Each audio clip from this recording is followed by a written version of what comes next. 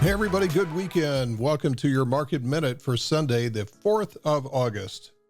I think this week you're going to start to hear more and more about what's called the carry trade. This is the chart of the US dollar versus the Japanese yen. And the Japanese yen up to this point has been relatively inexpensive. Their interest rates have been low. So you borrow yen at these low rates and then you take those funds and then you invest them in a higher interest rate environment. This has been happening for years.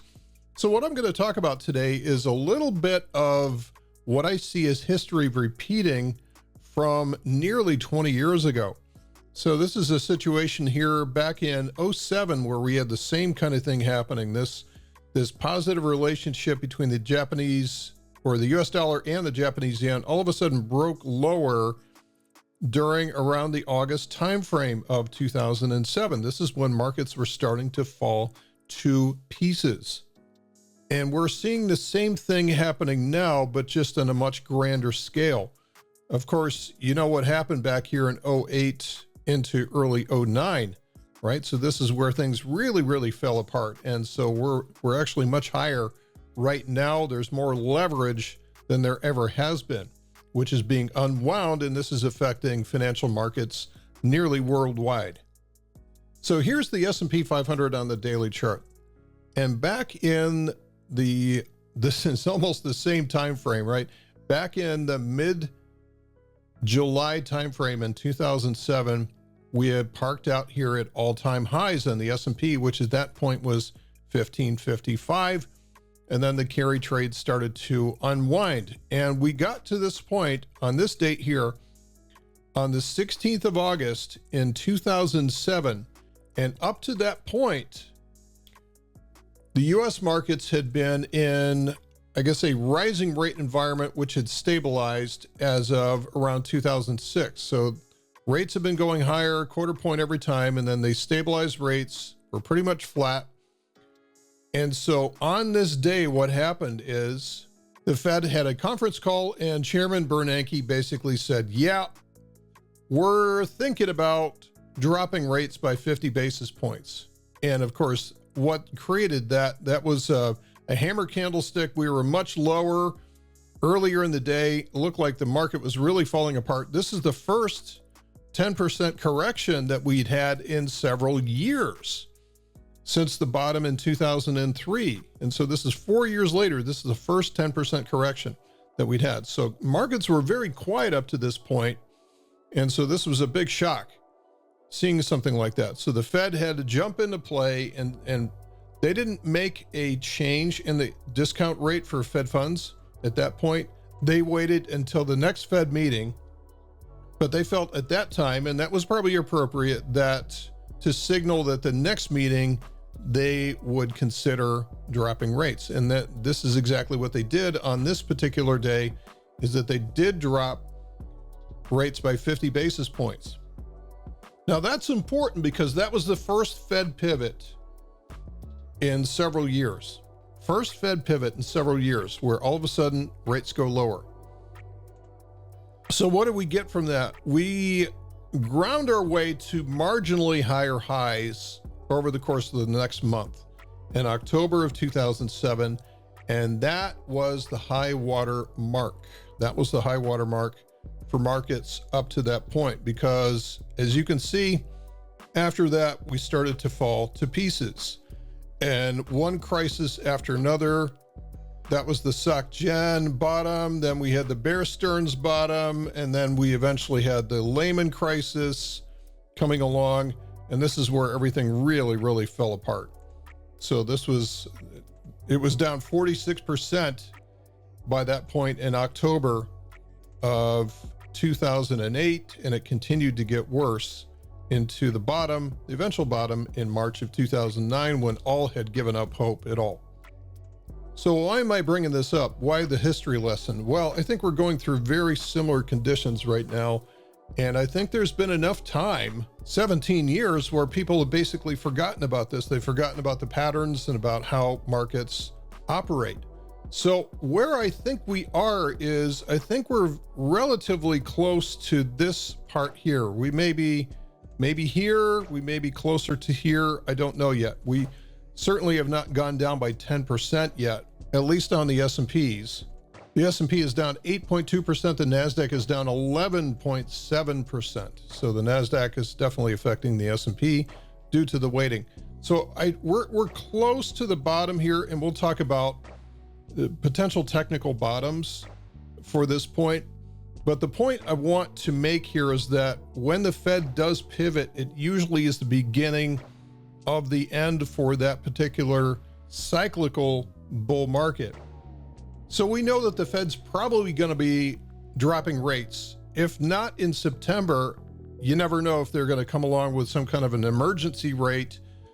If things continue to deteriorate, they will signal an emergency meeting, and then markets will more than likely rally from that point. But the point that I want to leave you here with is that that may be just a sugar high.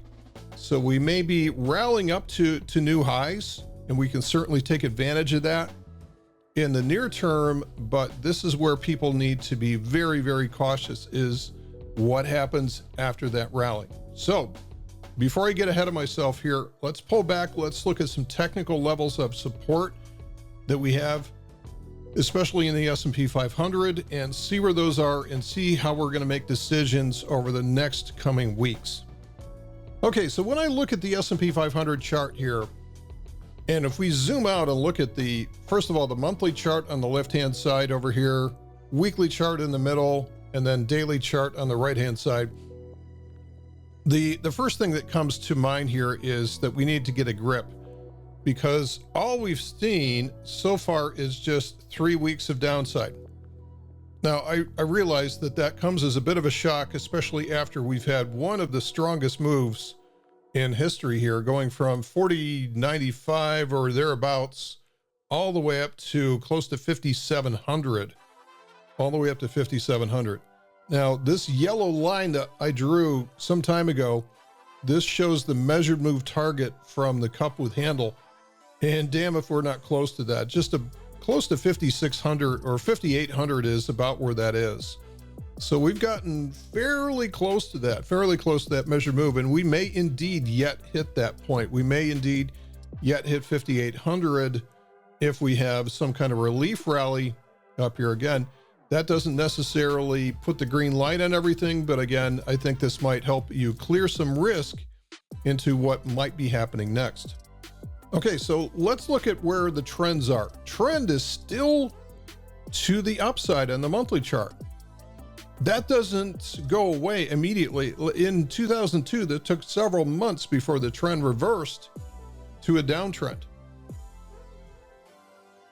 This was not the COVID thing here was, I think that's probably a once in a lifetime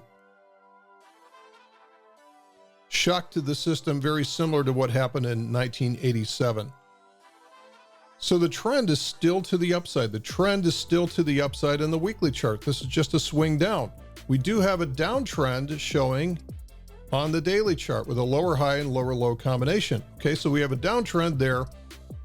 For the chart to propagate to a weekly downtrend, however, we need to see the price bounce back up to a lower high and then lower low combination. And then ultimately to move to a monthly downtrend, which would be a true bear market, we're going to have that happen as well too. A bounce to a lower high and an undercut. Exactly what happened here in, I believe that's the March-April transition in 2002. So study that. That's exactly what a transition to a downtrend looks like on the monthly chart. We're not there yet.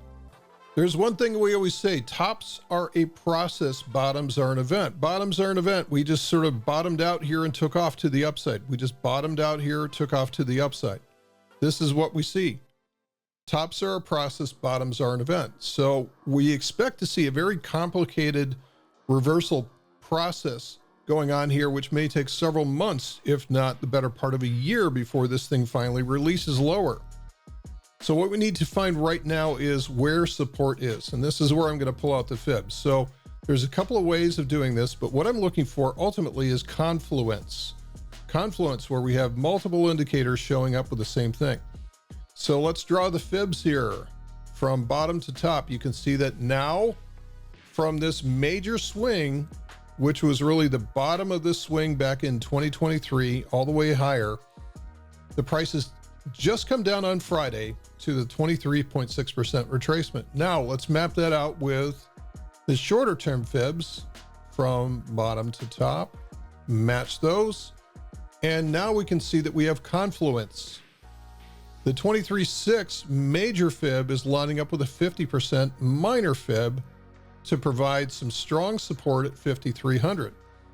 That's also mapping out with basically where a swing test is here. This is a weekly swing test, which is just below 5,300. So this level becomes more and more important now. This takes on greater and greater importance. So much like we had an initial reaction at the 38.2 on the minor fib at 5,400 up to a lower high, then a release lower, it does appear that 5,300 is going to be major support. I mean, not factoring in any weird geopolitical activities over the weekend, which we can't control. But right now, 5,300 does appear to be a very strong level of support that is providing some institutional buying support down at this level. Now, what I love to see from these types of situations is when a level becomes very, very important like that, a brief undercut below there really brings out the blood on the street. So this is where people panic sell. This is where institutions will buy.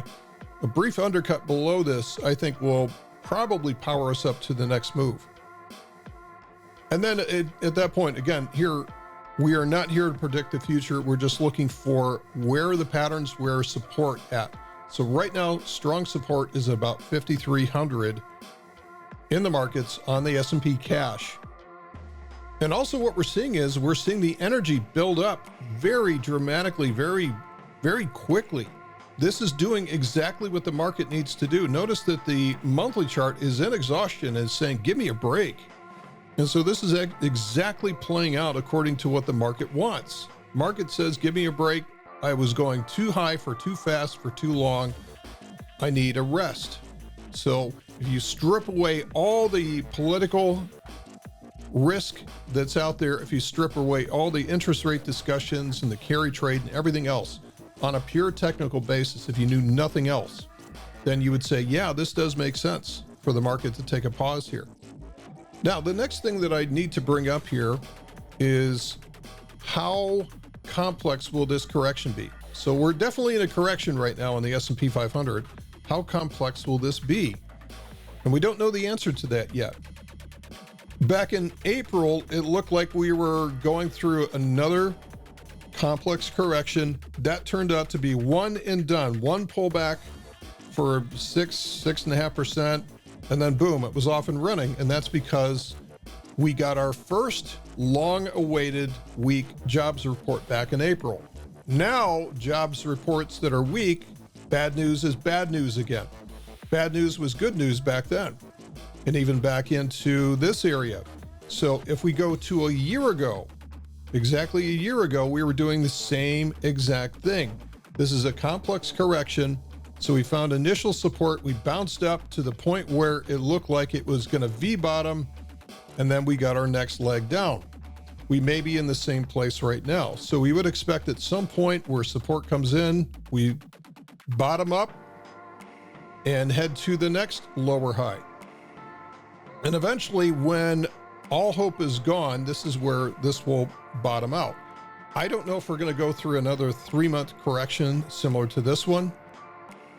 I would say probably not. I would say probably what's going to happen is the Fed is behind the ball. They're behind the curve right now, and they're going to make every effort to catch up, especially with an election around the corner. There's going to be 100 pounds per square inch of pressure on them to do something, to act and to cut rates immediately. Probably 50 basis points is going to happen.